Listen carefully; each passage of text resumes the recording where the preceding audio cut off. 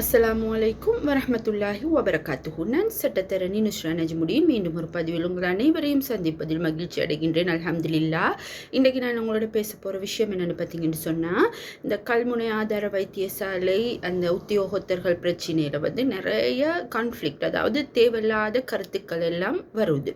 அதில் முக்கியமானது தலையமறைக்காமல் வேலை செய்யலும் தானே என்றது ஒரு முக்கியமான பிரச்சனையாக இருக்குது.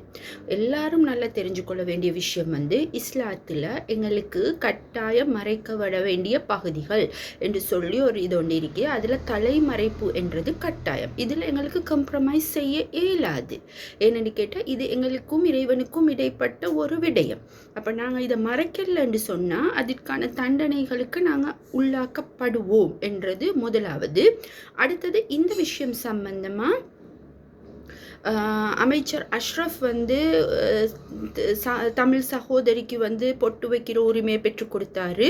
அப்போ அது சம்மந்தமாக நாங்கள் பேசுகிற நேரம் நிறைய பேர் மேடம் ஃபேரியல் அஷ்ரஃப்ட பிக்சரை போட்டு இவங்க மறைச்சா இருக்கிறாங்க, இவங்க நார்மலாக தானே இருக்கிறாங்க, அது மாதிரி ஏன் உங்களுக்கு இருக்கேலா, அது போல் நிறைய பேர்கிட்ட இது போட்டு இது மாதிரி ஏன் உங்களுக்கு இருக்கேலா அப்படின்ற ஒரு கொஷின் ஒன்று வருது. முதலாவது, ஃபேரியல் அஷ்ரஃப் அவங்க சாரியாலே அந்த தலையை கவர் பண்ணுறதுக்கு ட்ரை பண்ணுவாங்க. அந்த கவர் பண்ணுற மெட்டீரியல் 100 தைனம் தலையிலேருந்து கீழே விழும். 100 தைனமும் அவங்க எடுத்து போடுவாங்க. அப்போ அது அவங்களோட ஸ்டைல். கட்டளை என்ன, தலையை மறைங்கன்னு சொல்லி அவங்க திறக்கிறதும் விழுவுறதும் மறைக்கிறதும் விழுவுறதும் அது அவங்களோட ஸ்டைல் ஆஃப் வேரிங். அதுக்காக வேண்டி அதே ஸ்டைலை மற்றவங்களும் ஃபாலோ பண்ணுங்க என்று சொன்னால் அது பக்கா என்னது இனவாதம். உதாரணத்துக்கு நான் 2-3 விஷயத்த நான் உங்களுக்கு டச் பண்ணிட்டு டக்குன்னு நான் அடுத்த விஷயத்துக்கு போகிறேன். எங்களோட நிறைய ஃப்ரெண்ட்ஸ் இருக்கிறாங்க. அதில் உணவு சம்பந்தமாக, அதாவது இந்த கம்ப்ரமைஸ் பண்ணலாத விஷயங்களில் முக்கியமான 2 விஷயம் உடை, உணவு. இந்த உடையில் நாங்கள் எப்படி மறைக்கணும்னு கேட்குறோமோ அதே மாதிரி தான் உணவு, ஹலாலாக்கப்பட்ட உணவுகளை தான் நாங்கள் உட்கொள்வோம் என்றது எல்லாருக்கும் தெரியும். என்னையோட ஃப்ரெண்டாக இருக்கிற ஒரு தமிழ் சகோதரி எங்களோட வீட்டுக்கு வர நேரம் அவங்க ஃபுல் வெஜிடேரியன். ஆனால் நாங்கள் பிரியாணியை சமைச்சு வச்சுக்கொண்டு எனக்காக வேண்டி நீங்கள் இதைத்தான் சாப்பிடணும், ஏன் உங்களுக்கு சாப்பிடலாம் என்று நாங்கள் வற்புறுத்தினோம்டா நான் ஏண்ட இனவாதத்தை அவங்களோட மேலே திணிக்கிறேன். அதே மாதிரி தமிழ் சகோதரி அவங்க நார்மலாக நான்வெஜ் எல்லாம் சாப்பிட்றேன்னு சொன்னால் அங்கே என்னைய நாங்கள் செய்கிற நான்வெஜ்ஜை நீங்கள் சாப்பிடணும் என்று சொன்னால் அங்கே ஒரு டவுட் இருந்தால் நாங்கள் அதை தவிர்க்கலாம். ஏன்னு கேட்டால் ஹலாலா என்ற ஒரு பிரச்சனை வார நேரம் நாங்கள் சாப்பிட மாட்டோம் என்று தவிர்க்கிற நேரம் இல்லை எனக்காக நீங்கள் சாப்பிடத்தான் வேணும் என்று சொன்னால் அவங்க இனவாதத்தை திணிக்கிறாங்க. அதே போல தான் இந்த ஆடை விஷயத்தில் நீங்கள் இதை கலட்டிட்டு தான் இங்கே வரணும் என்று சொல்லி வற்புறுத்துறது இனவாதத்தை திணிக்கிற ஒரு விஷயமாக தான் நாங்கள் பார்க்குறோம். அதே போல் ஃபேரியல் மேடம் அவங்களோட ட்ரெஸ்ஸிங் ஸ்டைலை அவங்க உடுக்குறேன்றதுக்காக வேண்டி அதை எல்லாரும் ஃபாலோ பண்ணணுமென்று எந்த கட்டாயமும் இல்லை, எந்த தேவையும் இல்லை. அதை முதல்ல எல்லாரும் புரிஞ்சுக்கொள்ளணும். அடுத்தது அமைச்சர் நலிந்த ஜாயதீச, அவர் மீடியா மினிஸ்டர், அதாவது மீடியாவில் ஸ்போக்மேன், பத்திரிகையாளர் சந்திப்பில் அவர் எச்சரிச்சிருக்கிறார். என்ன எச்சரிப்பு? இந்த கல்முனை ஆதார வைத்தியசாலை பிரச்சனையை வச்சுக்கொண்டு யாராவது இனவாதத்தை தூண்டுற வகையில், இனவாதத்தை விதைக்கிற வகையில் பேசினீங்கன்னு சொன்னால் அவங்களுக்கு சட்ட நடவடிக்கை எடுக்கப்படும் என்று எச்சரிச்சிருக்கிறார். முதல்ல மினிஸ்டருக்கு விளங்கணும், நாங்கள் பேசுகிறது இனவாதத்தை திணிக்கிறதுக்கோ விதைக்கிறதுக்கோ இல்லை, நாங்கள் பாதிக்கப்பட்டிருக்கிறோம். எங்களுக்கு வழங்கப்பட்ட ஃபர்ஸ்ட் அப்பாயின்மெண்ட்டில் நாங்கள் பாதிக்கப்பட்டிருக்கிறோம். பாதிக்கப்பட்டாக்கள் பேசுறது இனவாதம் என்று சொன்னால் அந்த பாதிப்புக்கு உள்ளாக்கின ஆக்கள் யார்? அப்போ அவங்களுக்கு எந்த சட்ட நடவடிக்கையும் இல்லை. பாதிக்கப்பட்ட சார்பாக பேசுகிற ஆக்களுக்கு தான் சட்ட நடவடிக்கை. இது என்ன நியாயமோ தெரியா. முதல்ல வந்து அவர் டாக்டர் தானே, சில நேரம் அவருக்கு சட்ட ரீதியான சில விளக்கங்கள் தெரியாமல் இருக்கலாம். ஆகவே அவரும் ஆராய்ஞ்சு பார்க்கணும். எல்லாரும் படித்து கொண்டு தோணி வாரது ஏன்னா இல்லை சில விஷயங்களை. அதே மாதிரி இன்னொரு இன்றைக்கு நியூஸ் ஒன்று நேற்று வந்த நியூஸ் ஒன்று நான் பார்த்தேன். என்னன்னு கேட்டால் இடமாற்றம் மாற்றப்பட்ட அரசாங்க உத்தியோகத்தர்களுக்கு பதிலாக புதிய நியமனங்கள் வழங்கப்படும் என்று அமைச்சர் நலிந்த ஜெயதிச வந்து கல்முனை வைத்தியசாலை குழு தலைவர் ராஜன் அவர்களிடம் உறுதி அளித்துள்ளார்.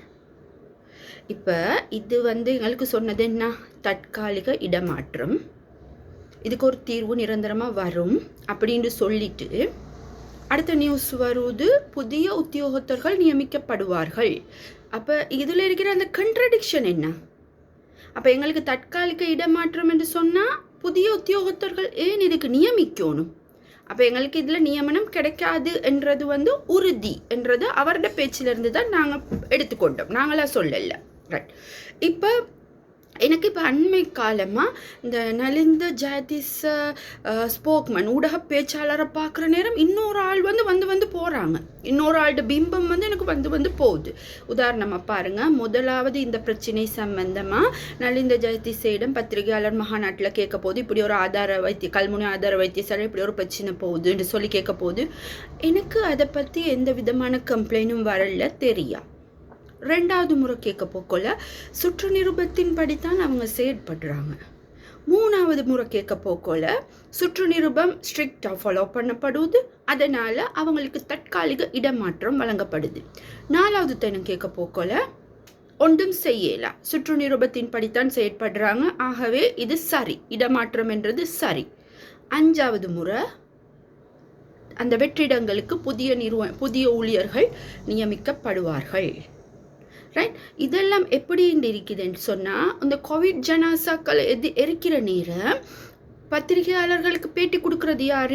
டாக்டர் அனில் ஜெயசிங்கம். அந்த டைமில் செக்ரட்டரியாக ஹெல்த் மினிஸ்ட்ரி செக்ரட்டரியாக இருந்தார், இப்பையும் செக்ரட்டரியாக இருக்கிறாருன்றது மேலதிக தகவல். அவர் வந்து பத்திரிகையாளர் மகாநாட்டில் எப்போ கேட்க போக்கொள்ளையும் அடக்கிறதுக்கு தரையில. ஏனென்று கேட்டால் ப்ரொஃபஸர் மெத்திகா வித்தானகேட ரிப்போர்ட் படி அடக்கினா பிரச்சனை, வைரஸ் வரும். இதைத்தான் திரும்ப திரும்ப திரும்ப திரும்ப சொல்லிட்டு இருந்தார். அப்போ ப்ரொஃபஸர் மெத்திகா வித்தானகேட ரிப்போர்ட் வைரஸ் அப்படி சொன்ன அனில் ஜெயசிங்கையை தான் இப்போ வந்து மினிஸ்டர் நலிந்த ஜெயதிச வந்து பிரதிபலிக்கிறாரு விம்பம் மாதிரி. சர்க்கியூலர் இடமாற்றம், சர்க்கியூலர் புதிய நியமனம். ஆகவே என்ன சொல்கிறேன்னு எனக்கு விளங்குது இல்லை, மிச்ச மன வருத்தம் இது. ஏன்னு கேட்டால் இந்த அடிப்படை உரிமைகளில் எங்களுக்கு வழங்கப்பட்டுக்கிற உரிமையை இந்த ஒரு சின்ன சர்க்கியூலர் வந்து எப்படி கேள்விக்குட்படுத்தலும் என்ற ஒரு பிரச்சனை. ரைட். அடுத்தது வந்து இன்னொரு விஷயம் என்னென்னு சொன்னால் எங்களோட மகளிர் விவகார அமைச்சர் இருக்கிறாங்க தானே. இப்போ இது இந்த 9 பேரும் மகளிர் தானே, அவங்களுக்கு ஒரு பிரச்சனை தானே. ஏன் எந்த ஸ்டேட்மெண்ட்டும் இல்லை, எந்த ஆதரவான கருத்துக்களும் இல்லை, அவங்களுக்கு ஆதரவு ஒரு ஸ்டேட்மெண்ட் இல்லை, அவங்களுக்காக வேண்டி பேசல. ஏன் ஸ்ரீலங்காவில் மகளிர் விவகார அமைச்சை இழுத்து மூடிட்டாங்களா? இல்லாட்டி எங்கட கவர்மெண்ட் தானே செய்து இது சம்மந்தமாக நாங்கள் பேசி இது பண்ணிக்கொள்ள தேவையில்லைன்றாங்களா? இல்லாட்டி மகளிர்ட வேறு எந்த பிரச்சனைக்கு அவங்க முன்னுக்கு வந்து பேசுவாங்க? நார்மலாக நாங்கள் கண்ட இந்த 2.5 வருஷம் நாங்கள் கண்ட இதில் சரோஜா போல்ராஜ் மேடம் வந்து டக்குன்னு வந்து பேசுகிற விஷயம் என்னென்று சொன்னால் திருமண விஷயங்கள், வழி தேவையில்ல, பர்த் சர்டிஃபிகேட்டில் வாப்பட பேர் தேவையில்ல, அதாவது முஸ்லீம் பெண்களுக்கு ஏதாவது திருமணம் விவாகரத்து சட்டத்தில் அநீதி நடக்குதுன்னா டக்குன்னு வந்து ஸ்டேட்மெண்ட் விடுவாங்க, அது தொடர்பான கலந்துரையாடலில் பங்கு பெற்று. அப்போ இந்த 9 பேரும் மகளிர் இல்லையா, அல்லது முஸ்லீம் இல்லையா, அல்லது இவங்களுக்கு பாதிப்புகள் நடக்கவில்லையா என்றதை வந்து நாங்கள் வந்து யோசிக்க வேண்டிய ஒரு கட்டத்தில் இருக்கிறோம். அடுத்தது இதில் வந்து நிறைய பேர் கமெண்ட் பண்ணுற விஷயம் தான் வந்து பேசிக்கிறீங்க, நீங்கள் என்ன செய்கிறீங்கன்னு சொல்லி. முதல்ல இந்த விஷயத்தை வந்து கையாளுறதுக்கு சில சகோதர சட்டத்தரணிகள் வந்து முன் வந்திருக்கிறாங்க. அவங்க மனித உரிமை ஆணைக்குழுல முறைப்பாடு செஞ்சு அது சம்பந்தமான ஸ்டெப்புக்களில் போயிட்டு கொண்டு இருக்கிறாங்க. அப்போ ஒரே விஷயத்தில் திரும்ப 4-5 பேர் போயிட்டு அந்த விஷயத்தை குழப்பி அடிக்காமல் அவங்க செய்கிறவங்களுக்கு வழி விடணும், செய்யுங்காண்டு. ஏதாவது உதவிகள் தேவைப்பட்டால் அந்த நேரத்தில் நாங்கள் எங்களோட சப்போர்ட்டை நாங்கள் கொடுப்போம். மற்றபடி எல்லாரும் ஒரே, அதாவது எல்லா விஷயத்தையும் ஒரே ஆள் தான் செய்யணுமென்று யாரும் எதிர்பார்க்க இல்லாது. என்னென்னு கேட்டால் அந்தந்த நேரத்தில் யார் யாருக்கு எப்படி எப்படி வசதி இருக்குதோ அந்த மாதிரி அவங்க வந்து அதை செய்வாங்க. இப்போ சட்டத்தரணிகள் வந்து முன் வந்திருக்கிறாங்க அதை செய்கிறதுக்கு. ஆகவே அதை வந்து செய்வாங்க இன்ஷா அல்லாஹ். ஆனாலும் இந்த இந்த யார் அமைச்சரவை பேச்சாளர் நலிந்த ஜெயதீஸ வந்து இந்த எச்சரிக்கை விடுத்த விஷயத்தை வந்து 2 பக்கமும் அவர் பார்க்கணும். தனியாக பாதிக்கப்பட்ட ஆட்களுக்கு பேசுகிறேன்றதுக்காக வேண்டி அவங்களுக்கு எச்சரிக்கை விடுக்கல. அதே இனவாதத்தை தூண்டுறேண்டு. நாங்கள் இனவாதத்தை தூண்டல, நாங்கள் வந்து பாதிக்கப்பட்ட ஆட்கள் சார்பாக இருக்கிற ஆதங்கங்களை வெளிப்படுத்துகிறோம். ஒவ்வொரு போஸ்ட்லேயும் சில ஃபேஸ்புக்கில் வர ஒவ்வொரு போஸ்ட்லேயும் பார்த்தீங்கன்னு சொன்னால் யார் இனவாத கருத்துக்களை விதைக்கிறாங்க என்றது நல்ல தெளிவாக விளங்கும். ஆதங்கப்பட்டு பேசினாலும் அதுக்கு வார கொமெண்ட் வந்து எப்படி இனவாதம் விதைக்கப்படுது என்றது விளங்கும். ஆகவே நிறைய கால்ஸ் எல்லாம் வருது, மிரட்டல் உருட்டல் எல்லாம் வருது. அது எப்படி பேசலும், அது எப்படி எங்கட தலைவருக்கு பேசலும், அப்படி சொல்லலும் இப்படி சொல்லலும். உங்களுக்கு தெரியுமா கல்முனை ஹிஸ்ட்ரி? அதெல்லாம் வந்து பெரிய இந்த இது இல்லை, ராக்கெட் சயின்ஸ் இல்லை. படித்தா விளங்கும், தேடினா கிடைக்கும். அப்போ கல்முனை ஹிஸ்ட்ரியில் இவ்வளோ பெரிய பிரச்சனை இருக்குதுன்னு சொன்னால் அதை சால்வ் பண்ணுறதுக்கான வழியை தான் நாங்கள் பார்க்கணும். அதுவும் இல்லாமல் அவ்வளோ 25-30 வருஷ பிரச்சனை உங்களுக்கு தெரியுமான்னு கேள்வியை திரும்ப எங்கள்கிட்ட போடக்கூடாது. அதிகாரத்தில் இருக்கிற நேரம் எல்லாம் சும்மா இருந்துட்டு இப்போ வந்து கேள்வியை திரும்ப எங்கட சைடுக்கு போடக்கூடாது. ஆகவே இது சம்பந்தமாக நாங்கள் என்னத்தான் கதைச்சாலும் அரசாங்கத்தின் சார்பில் இருந்து ஒரு நல்ல முடிவை வந்து நாங்கள் எதிர்பார்க்குறோம்.